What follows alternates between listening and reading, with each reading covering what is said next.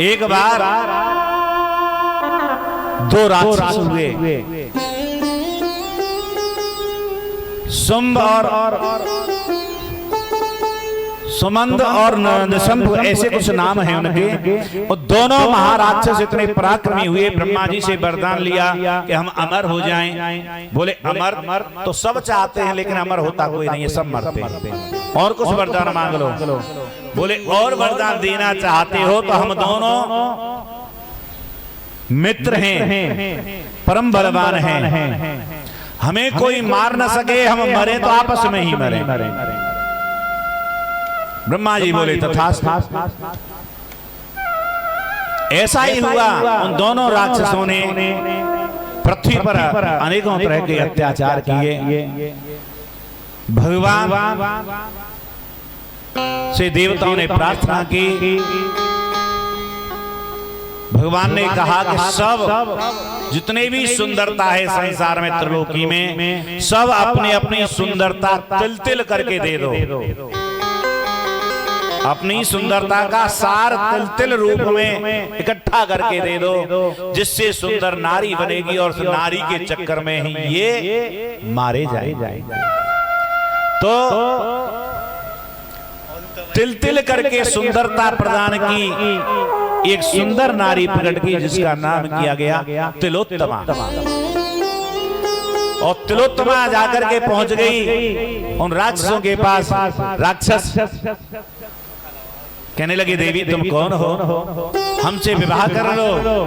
तिलोत्तमा कहने लगी विवाह करने तो आई हूं, पर कोई विशेष पराक्रमी हो, विशाल बलशाली हो, सबसे ज्यादा पराक्रमी मैं उसी से विवाह करूंगी। दोनों राक्षस कहने लगे हमसे ज्यादा पराक्रमी कोई नहीं है, हमने सबको पराजित कर दिया, हमसे विवाह करो। बोले विवाह तो एक से होता है, तुम तो दो हो। अब दोनों फैसला कर लो किससे विवाह करो। अब दोनों आपस में कहने लगे कि मुझसे विवाह करो, मैं बलवान हूं। दूसरा कहने लगा मैं पराक्रमी हूं, मुझसे विवाह करो। दोनों में आपस में झगड़ा हुआ और दोनों ही आपस में लड़ करके मर गए। ये महाभारत में कथा आती है। दोनों आपस में लड़ करके मर गए। नारद जी ने आकर के कहा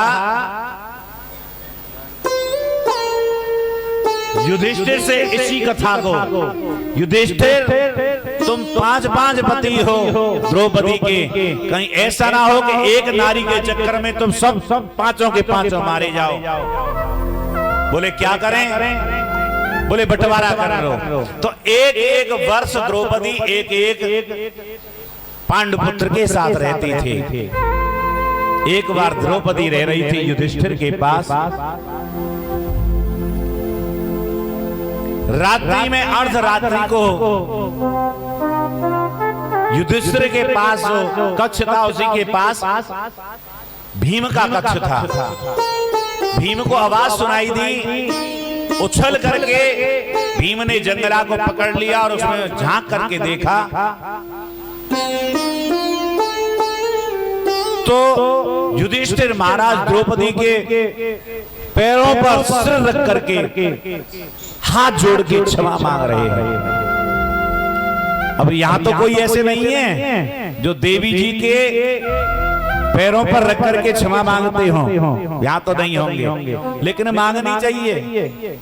जब धर्मात्मा युधिष्ठिर मांग रहे हैं, केवल युधिष्ठिर ही नहीं, केकई के पैर पकड़ लिए दशरथ जी महाराज ने। तू एक बार मेरी बात तो सुन ले, लेकिन बात सुनने को तैयार नहीं केकई। दशरथ जी महाराज को बात सुनने के लिए तैयार नहीं, पैर भी पकड़ने पर वो शांत नहीं हुई। तो आज द्रौपदी के चरणों पर पड़े हुए क्षमा मांग रहे।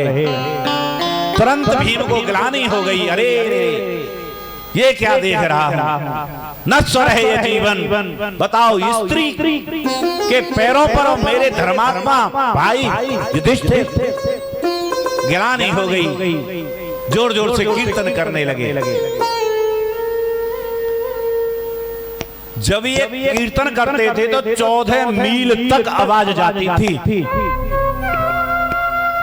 जब भीम कीर्तन करते थे, युधिष्ठिर ने गलगल के आगे क्या शोर मचा रखा है, नींद हराम कर रखी है, अरे कीर्तन करना है तो जाओ कहीं जंगल में जाकर के कीर्तन करो। जंगल में जाकर के कीर्तन किया। हर कथा महाभारत की प्रमाण से है। जब जयद्रथ को लेकर के अर्जुन भाग गए, युधिष्ठिर को दिखाई नहीं दे रहे कि अर्जुन कहां गए, तो भीम को जाकर के भेजा, भीम जाकर के देखो और तुम्हें दिखाई दे जाएं अर्जुन जीवित दिखाई दे जाएं तो वहीं से शोर कर देना, हम जान जाएंगे कि अर्जुन जीवित है, कोई खतरा नहीं है। तो भीम गया, 18 किलोमीटर जाकर के अर्जुन मिले, तो भीम ने वहीं से जाकर के शोर मचाया। युधिष्ठिर को ज्ञात हो गया कि अर्जुन अभी जीवित है, कोई खतरा नहीं। इतना महान बलशाली भीम जंगल में जाकर के जोर जोर से तन्मय होकर के ताली बजा करके भगवान का कीर्तन कर रहा था।